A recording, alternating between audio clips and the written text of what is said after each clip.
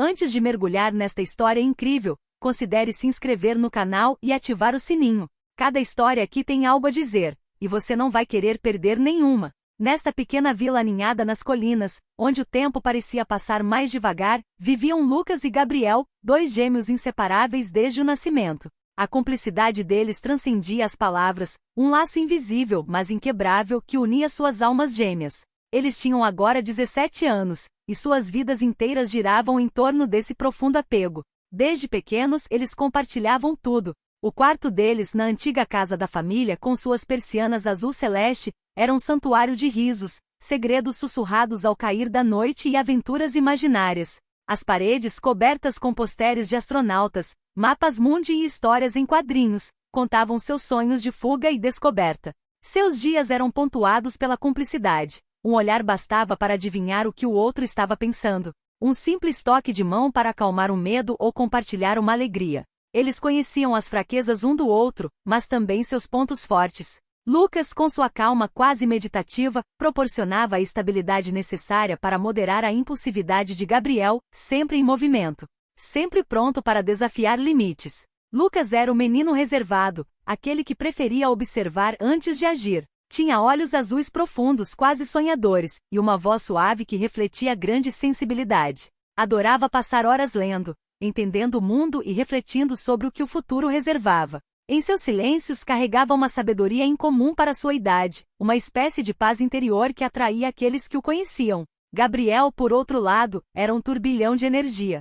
Sempre o primeiro a correr pelo campo, subir em uma árvore ou contar uma piada para fazer o irmão rir. Seu sorriso radiante iluminava o ambiente e sua confiança era contagiante. Ele tinha um charme natural que fazia com que você se sentisse instantaneamente à vontade em sua presença. Mas por trás dessa fachada alegre havia uma lealdade inabalável a Lucas. Sempre que seu irmão se recolhia em seu próprio mundo, Gabriel estava lá, pronto para apoiá-lo, para defendê-lo contra zombarias ou dúvidas. Juntos, eles formavam um equilíbrio perfeito. Lucas era a voz da razão, Gabriel, o espírito da aventura. A cumplicidade deles fascinava os amigos e até intrigava os adultos da vila, que admiravam esse forte vínculo. A família, embora modesta, era seu casulo protetor. Sua mãe, Marie, era uma mulher gentil e corajosa que criará seus filhos com um amor incomensurável. Todas as manhãs ela preparava o café da manhã, cantarolando uma antiga canção que a avó lhe ensinara. Ela conhecia cada detalhe sobre os filhos, sua cor favorita, suas preocupações na escola, suas ambições secretas. Sua ternura era um refúgio contra as tempestades do mundo exterior. O pai deles, Jacques, era um homem tranquilo e trabalhador. Passava os dias no campo ou consertando ferramentas, mas todas as noites encontrava tempo para sentar-se com os filhos e ouvir suas histórias. Ele lhes ensinara o valor do trabalho, a dignidade do esforço e, acima de tudo, a importância de permanecerem unidos, aconteça o que acontecer. Às vezes, ao redor da fogueira, ele contava histórias do próprio pai, um homem humilde, mas orgulhoso, que construíra esta casa com as próprias mãos. À noite, à medida que a luz se apagava e a aldeia lentamente adormecia, Lucas e Gabriel eram frequentemente vistos sentados lado a lado no velho balanço do jardim, contemplando as estrelas. Conversavam sobre seus sonhos mais loucos, tornar-se astronautas, artistas, inventores. Sempre prometiam um ao outro que permaneceriam unidos, que nada nem ninguém poderia quebrar esse vínculo único. Esta manhã de outono prometia ser tranquila, quase idílica. O céu estava de um azul límpido, brilhante e suave, e a brisa leve fazia as folhas dançarem em tons dourados e vermelhos. Um sinal de que a natureza se preparava para o inverno. Lucas e Gabriel, como todos os anos, preparavam-se para uma caminhada com seus amigos mais próximos. Este passeio anual era muito mais do que uma simples caminhada. Era um ritual sagrado, uma aventura que selava a amizade e a sede de descoberta. Eles haviam planejado seguir um caminho sinuoso, serpenteando pela densa floresta que cercava sua aldeia. Suas mochilas estavam carregadas de sanduíches, garrafas térmicas de chocolate quente e alguns mapas topográficos. A excitação era palpável, o riso ecoava e as vozes alteradas se misturavam ao chilrear dos pássaros. Lucas, fiel à sua natureza calma, verificou os suprimentos uma última vez enquanto Gabriel, despreocupado e travesso, provocava os amigos. Os dois irmãos trocaram um olhar cúmplice, uma troca silenciosa que dizia: estamos prontos, juntos, nada pode nos acontecer. Mas o destino tinha outros planos. À medida que avançavam pela trilha ladeada por árvores centenárias, O céu começou a ficar nublado rapidamente, como se uma mão invisível estivesse obscurecendo o sol. Um estrondo distante podia ser ouvido, fraco a princípio, depois cada vez mais ameaçador. As primeiras gotas de chuva caíram, hesitantes a princípio, e logo um verdadeiro dilúvio se abateu sobre a floresta. Galhos estalavam ao vento, folhas rodopiavam num balé caótico, e o caminho se transformava num tapete escorregadio de lama e folhas mortas. A tempestade irrompia com rara violência, ribombando acima deles como o rugido da própria natureza. Ouviu-se então um estalo sinistro. Um velho carvalho, imenso e venerável, enfraquecido pelas tempestades passadas, cedeu sob a força das rajadas.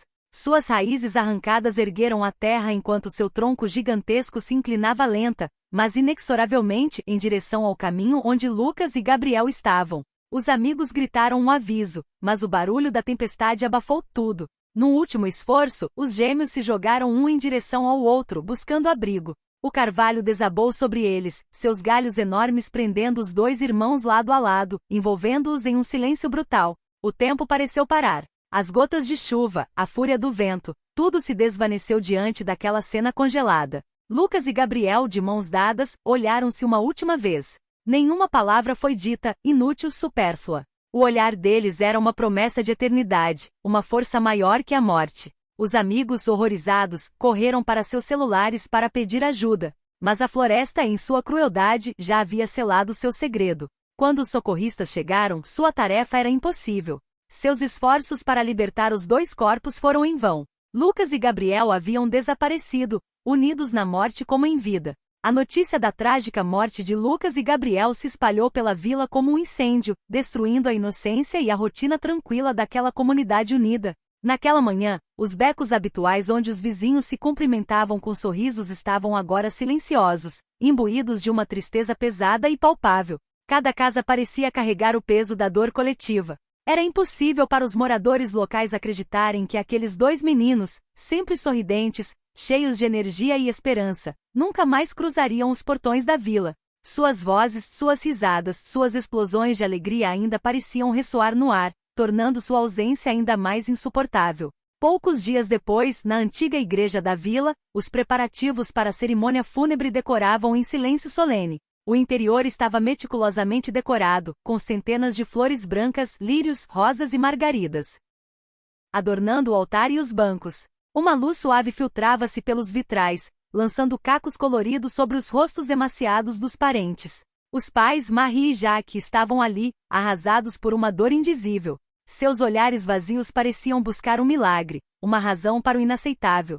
Eles guardavam com carinho as fotos dos gêmeos, capturando para sempre a imagem de seus filhos felizes. Mas em seus olhos, uma imensa tristeza havia se enraizado, um silêncio pesado que falava mais que 1000 palavras. Assim que a cerimônia começou, uma onda de emoção percorreu a congregação. O padre, uma figura familiar, falou com a voz trêmula, tentando transmitir uma mensagem de esperança em meio à dor. Ele falou do amor eterno, do vínculo que transcende a vida e da luz das almas que nunca se apaga, mesmo diante da morte.